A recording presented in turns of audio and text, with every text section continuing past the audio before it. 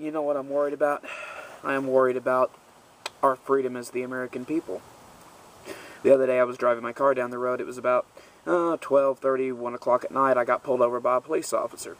He asked me, "What are you doing?" I said, "I'm driving around looking at Christmas lights." At first he thought I was being a smartass with him, and then he thought I was lying to him. He said, "Well, I want to search your car." I told him, "No." He said, "Excuse me?"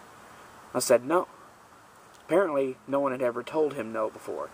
Well, then, he didn't really know how to react to that, so he understood that it was my right to tell him no, so all he could say was, "The dogs are on their way." "Okay, bring them. The dogs are on their way." "All right, bring them then. I just told you that." At that point, I think that he realized that I didn't have anything in the car, that he was just wasting his time, so eventually he sent me on my way after much bullshit. But it made me realize that in America there is something you have to remember, and this is probably true everywhere in the world. If you don't know your rights, you have no rights. Because trust me, other than reading your Miranda Warnings, the cops are not going to tell you any more of your rights. Believe me.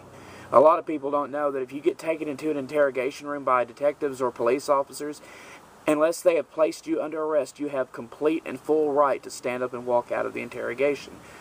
A lot of people also don't know that cops can lie to you about evidence to get you to confess. It's perfectly legal for them to do that.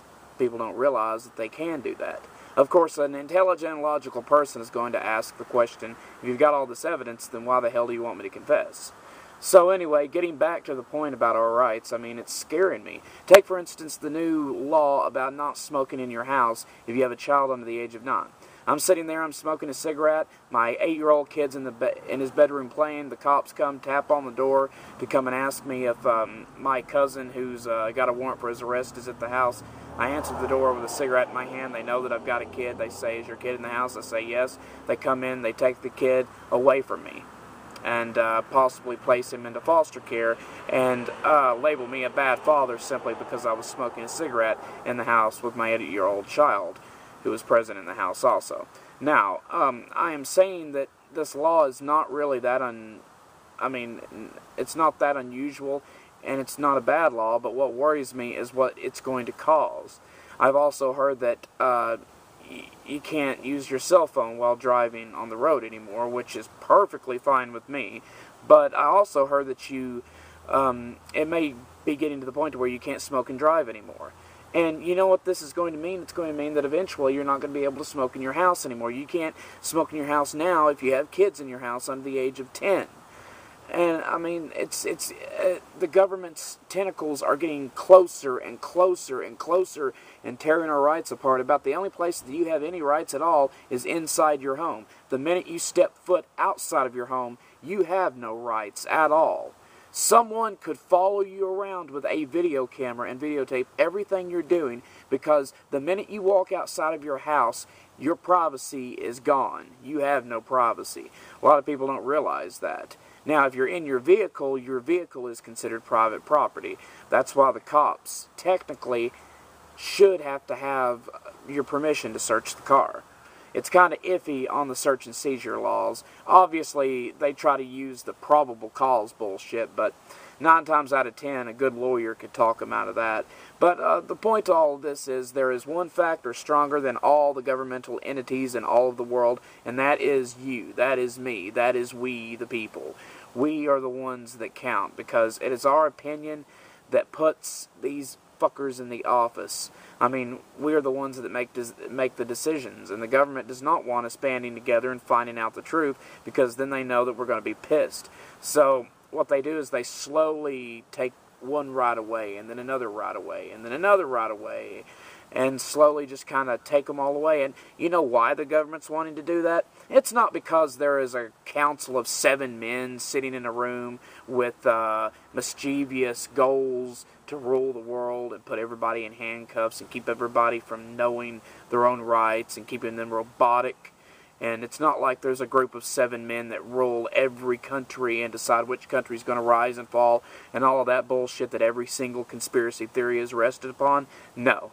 That's not the case. The fact of the matter is that the government wants obedient workers. The less rights you have, the less you can do. The less you can do, the less you think. The less you think, the less you try to get away from doing what they want you to do, which is go to work long hours, wear uniforms, be like everybody else, not have an IQ too high so you can't think too much, go home to your shitty,